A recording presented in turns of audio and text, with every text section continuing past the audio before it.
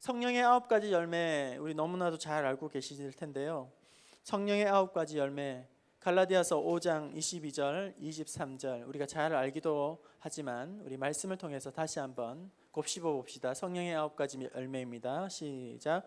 오직 성령의 열매는 사랑과 희락과 화평과 오래 참음과 자비와 양선과 충성과 온유와 절제니 이 같은 것을 금지할 법이 없느니라. 네, 9가지 열매가 저기 눈에 보이고 있지요.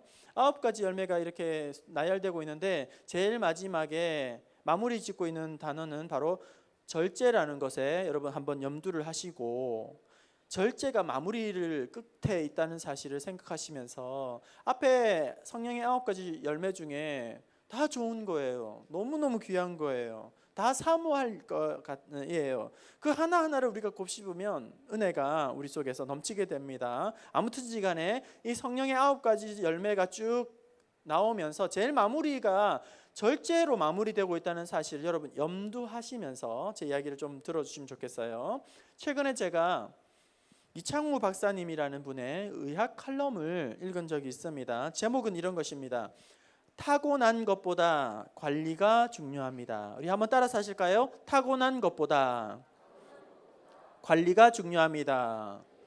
우리 청년들, 오늘 청소년들, 여러분 가지고 태어난 것보다 더 중요한 것은 이미 주신 것에 대해서 관리를 하는 것이 더 중요한 거예요. 그걸 여러분들이 놓치지 마시기를 바랍니다.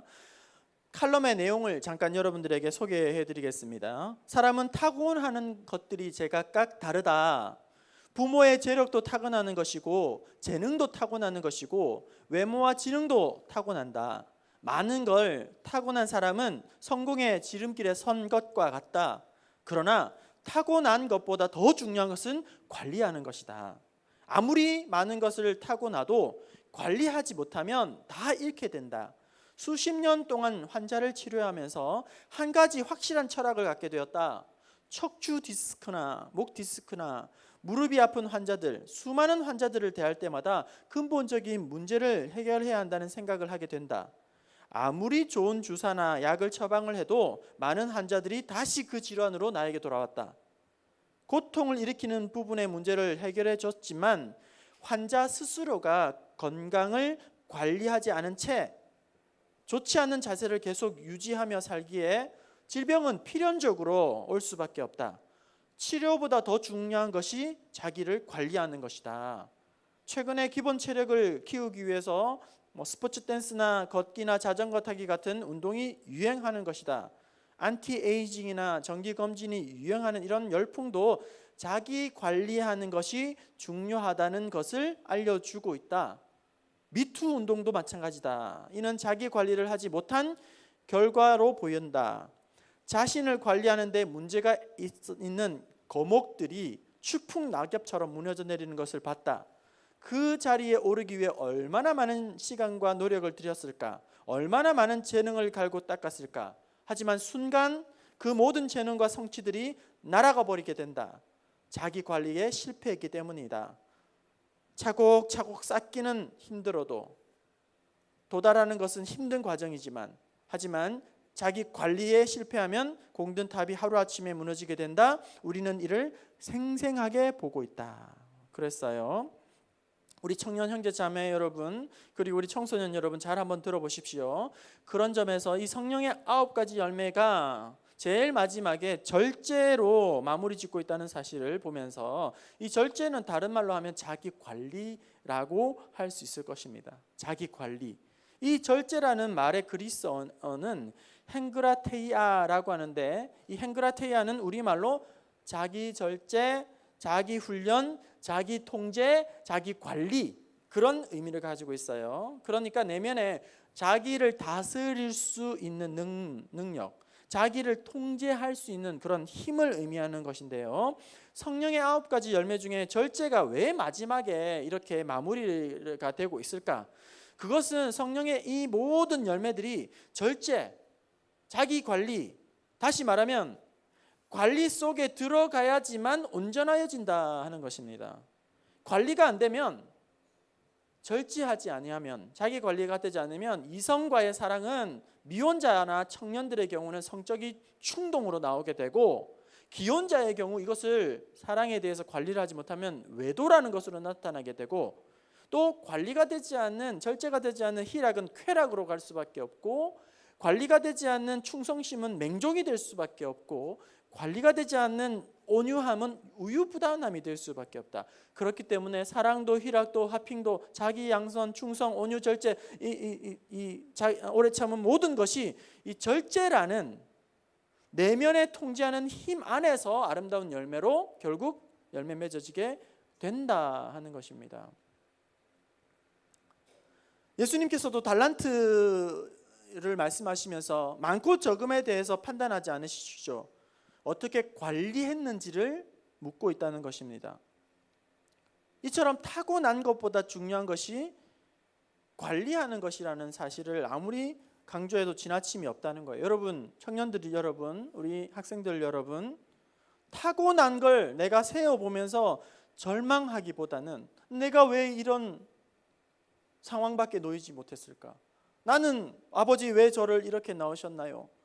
내게 없는 것을 불평하고 원망하고 투정 부리고 내게 없는 것 때문에 자기 연민에 빠지기보다는 이미 나에게 있는 것, 나에게 주어진 것, 내가 가진 것을 잘 관리하는 지혜가 필요하다는 것입니다.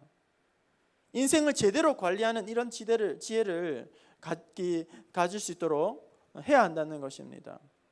앞서 우리가 주양기 찬양단에서 마지막 찬양이 공평하신 하나님이 남이 가진 것 없지만 공평하신 하나님이, 오늘 이 시대의 강력한 시대 정신이 뭐냐면 패배주의에 사로잡혀 있다는 거예요. 해도 안 된다, 소용없어, 어쩔 수 없어, 패배감, 무력감 이런 것에서 헤어나오지를 못한다는 겁니다. 많은 청년들이, 시대의 정신이 그렇다는 거예요. 해보지도 않고 그냥 패배주의에 빠질 수밖에 없는 그런 시대를 살아가고 있다는 거예요. 최근에 안 그래도 흑수저니 하면서 가지지 못한 사람들의 절망감과 박탈감에 대국민 분노를 일으키고 불난집에 기름을 끼얹는 사건이 있다면 미안하지만 조국 법무부 장관의 후보자의 딸 입시에 관련된 의혹이 아닌가 그렇게 생각을 합니다. 법적으로 문제가 있고 없고를 떠나서 그것을 지켜보는 우리 청년들 혹은 젊은 세대들로 하여금 허망하다 못해서 아주 분통이 터지게 하는 그런 일이 아닐 수 없습니다. 아주 평범한 대부분의 우리 청년들, 청소년들이 볼 때는 이 사회적인 성공이라는 것이 자기 개발 따위로 이룰 수 없는 꿈같이 여겨집니다. 또한 독하게 뭔가를 해도 안 된다는 것처럼 보입니다. 아무리 노력해도, 노력이 아니라 노력을 해도 소용이 없다는 그런 집단 패배감에 사로잡히고 있는, 무력감에 퍼지고 있는, 아무것도 할 수 없어, 무력감, 해도 소용없어, 자괴감, 여태까지 한 것도 없고 내가 한 것도 없고 지금 내가 할 수 있는 것도 없고 앞으로도 내가 뭐가 될지도 아무것도 모르겠고, 이 낮은 자존감, 어떻게 한두 사람이 아니고 집단적으로 이렇게 많은 사람이 동시대에 이런 패배감과 무력감에 사로잡힐 수 있는가 하는 것입니다. 지배적인 정신에 꼼짝달싹하지 못하고 오늘 우리의 젊은 청년들과 우리 학생들이 지배적인 생각들이 해도 소용이 없어, 나는 해놓은 것도 없고 해도 소용이 없고 앞으로도 불확실하다. 여러분, 이런 무력감이나 자괴감에 빠져 있을 수만은 우리가 없잖아요. 그렇지 않습니까? 이것은 하나님께서 주시는 마음이 아니고 사탄 마귀가 우리를 괴롭히는, 집요하게 파고드는 그런 마음이 아니겠습니까? 오늘 살아가는 우리 청년 여러분, 우리 학생 여러분, 정말로 어려운 시대를 살아가고 있습니다. 사방을 둘러봐도 정말 답답하고 어려운 시대를 살아가고 있습니다. 그럼에도 불구하고 이 무력감과 파괴, 자괴감에 빠져 있을 수만은 없는 것 아니겠습니까? 일본의 기업가이고 경영의 신이라 부르는 마쓰시타 고노스케라는 분이 있는데, 이 마쓰시타 전기 산업 그리고 파나소닉의 창업자이고 95세까지 장수한 분이신데, 그가 마지막 이런 명언을 남겼다고 합니다. 한번 들어보세요. 이 어른이 난 하늘에서 내려준 세 가지의 축복이 있다. 세 가지 축복을 받았대요. 하늘에서 준 세 가지 축복이 뭘까요? 궁금하시죠? 계속 읽어가겠습니다. 난 하늘에서 준 세 가지 축복이 있다. 가난하게 태어났다는 것과 어려서부터 허약했다는 것과 그리고 배우지 못했다는 것이다.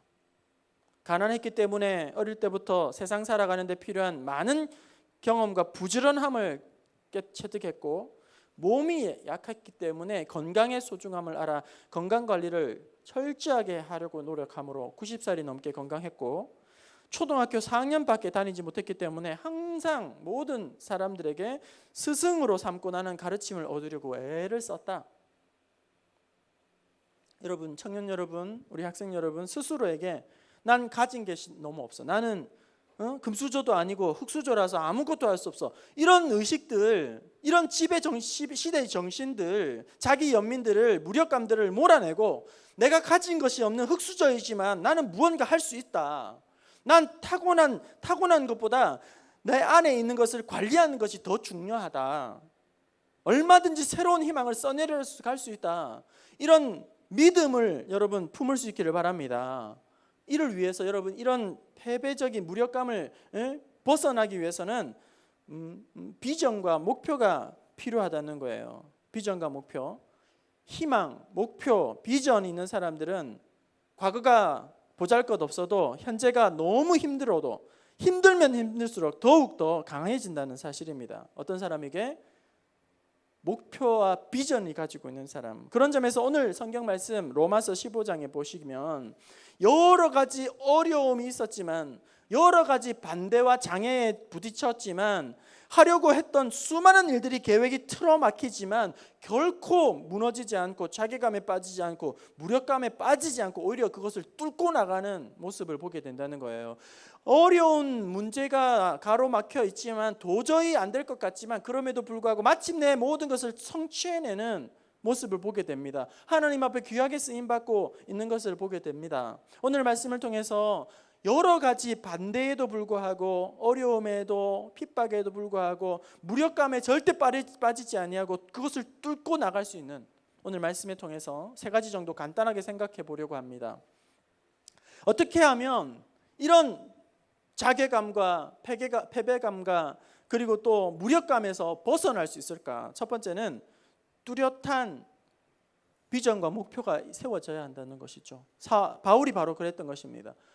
제일 먼저 우리 청년들, 청소년들 해야 할 것은 목표를 다시 한번 말씀 가운데에 목표를 다시 한번 세우는 거예요. 오늘 성경에 보면 바울의 목표는 로마로 가는 것입니다. 로마로. 정치, 경제, 문화, 교육의 중심지요, 세계의 중심지를 알 수 있는 이 로마의 복음을 전하는 거예요.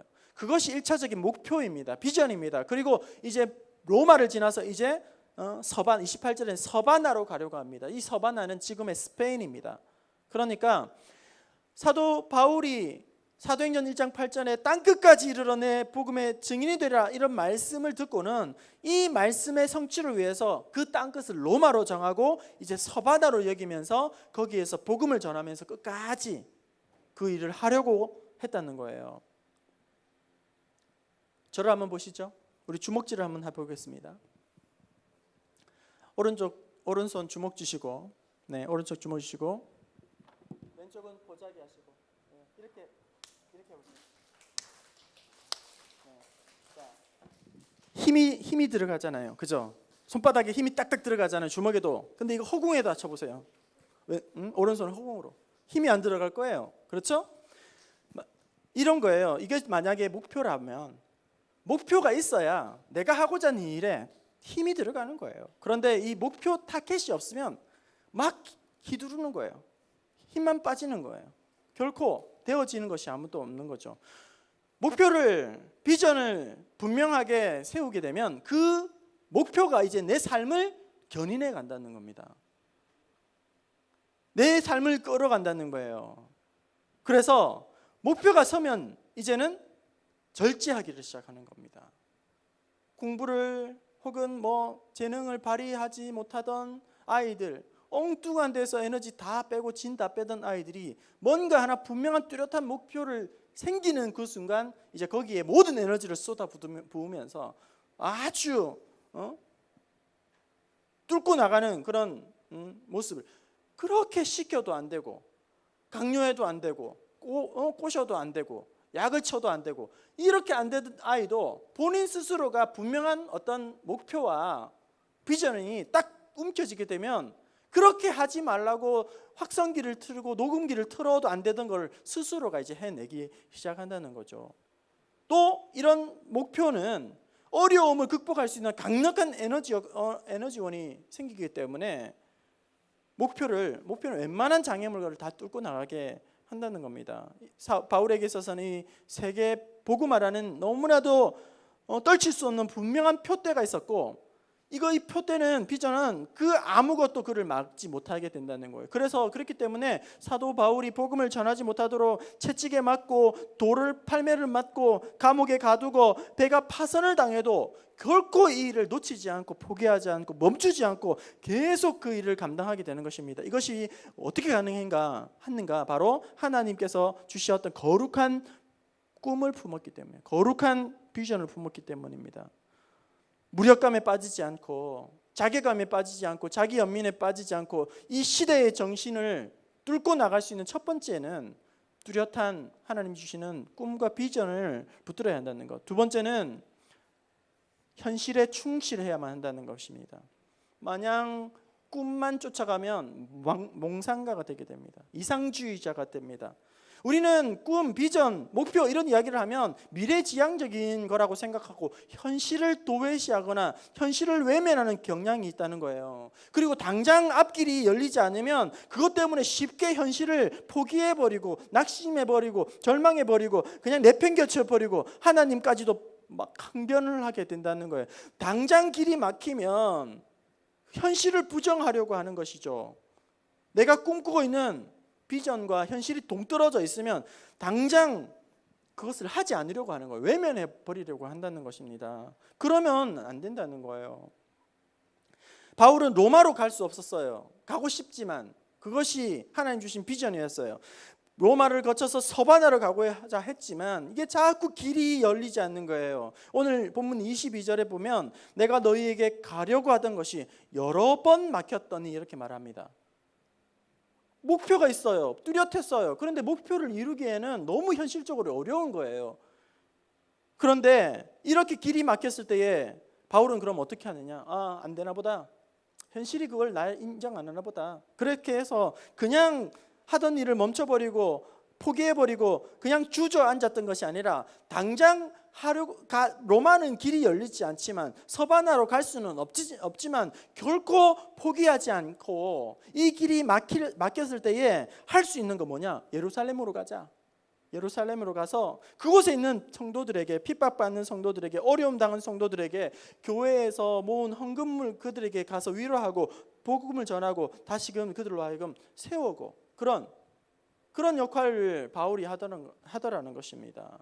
당장 현실적으로 길이 막힌다고 해서 그냥 내팽개치고 하는 것이 아니라, 여러분, 목표가 분명한 비전 있는 사람은 현실을 도외시하는 결코 이상주의자가 될 수 없는 거예요.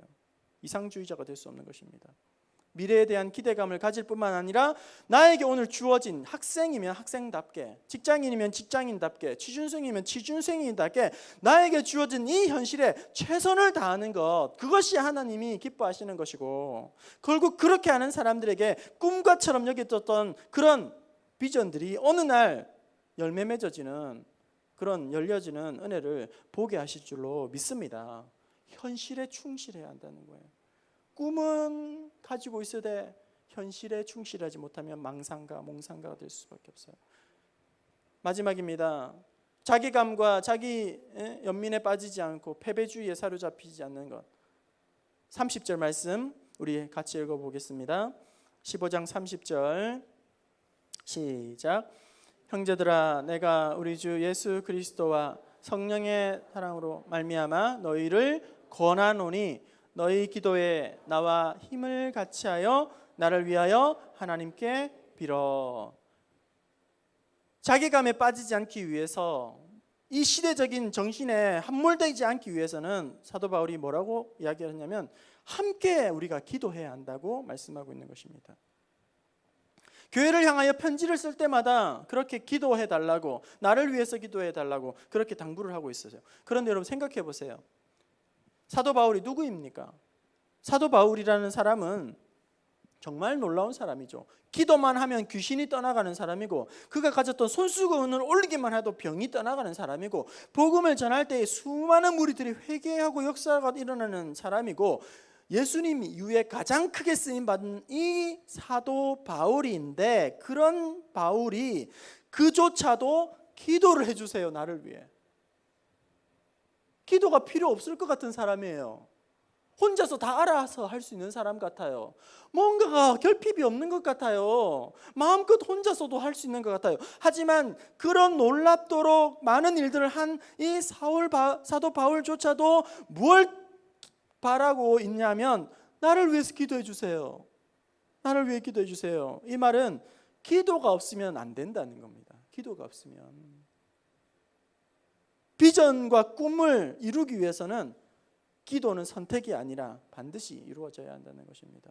오늘 우리가 아무리 잘 짜여져 있는 프로그램과 계획과 또 쌈박한 아이디어를 가지고 있고 부모님으로부터 물려받은 남다른 재능을 가지고 있다 할지라도, 그것으로 말미암아 우리의 길이 열리는 것이 아니라 결국 하나님의 사람은 기도를 통해서 이 모든 것들이 아름답게 열매 맺어지게 된다는 것입니다. 좋은 학벌이요, 아름다운 재능이요, 남다른 주신 은사와 달란트요, 이것이 결국은 자기 교만으로 빠지지 않기 위해서는 기도하지 않으면 안 된다는 거예요. 자신도 기도해야 할 뿐만 아니라 함께 이 일을 위해 기도하지 않으면 아름다운 하나님께서 주신 그런 계획들이, 꿈과 비전들이 결국은 잘 되어도 자기를 망치는 것이 될 수밖에 없다는 것입니다.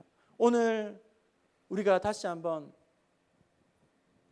한마음 한뜻으로 하나님 앞에 간절히 기도하면 마태복음 18장 19절 말씀처럼 두 사람이 땅에서 합심하여 무엇인지 구하면 하늘에 계신 내 아버지께서 저희를 위하여 이루게 하시리라. 한 사람의 기도도 하나님이 들으시지만 여러 사람이 함께 기도하면 하나님이 더 속히 응답하여 주실 줄로 믿습니다. 더 하나님이 뜨겁게 우리 가운데 일하시게 하실 줄로 믿습니다. 이제 말씀을 마치려고 합니다. 청년 여러분, 우리 학생 여러분, 사방을 둘러보십시오. 얼마나 우리를 짓누르고 있습니까? 우리의 마음을 힘들게 만들고 있습니까? 꼼짝달싹 할 수 없고 정말로 패배감과 무력감을 안겨주는 이 시대를 우리가 살아가고 있지 않습니까? 그럼에도 불구하고 이것에 우리가 그저 순응할 것이 아니라 하나님 앞에서 정말로 영적인 그런 군사되어 오늘 사도 바울이 어떠한 환경과 상황 가운데에서도 그 모든 것을 다 이겨내고 마침내 아름다운 비전을 성취하는 것처럼, 오늘 여러분이 앞이 캄캄하다 할지라도, 상황과 환경이 나에게 주어진 것이 별로 없다고 할지라도, 금수저가 아니다 할지라도, 내가 받은 것이 원래 좋은 것이 없다 할지라도 이미 하나님께서 주신 것이, 그것을 잘 가꾸고 다듬으면, 관리하면 하나님이 그 일을 통해서 나를 귀하게 세우신다는 걸 기억하시면서 이 상황 가운데 주저앉지 마시고 이 모든 것들을 잘 이겨내고 마침내 하나님 앞에서 감사와 찬송과 기쁨으로 나아가는 청년 여러분, 그리고 우리 성도 여러분 될 수 있기를 주님의 이름으로 축원합니다.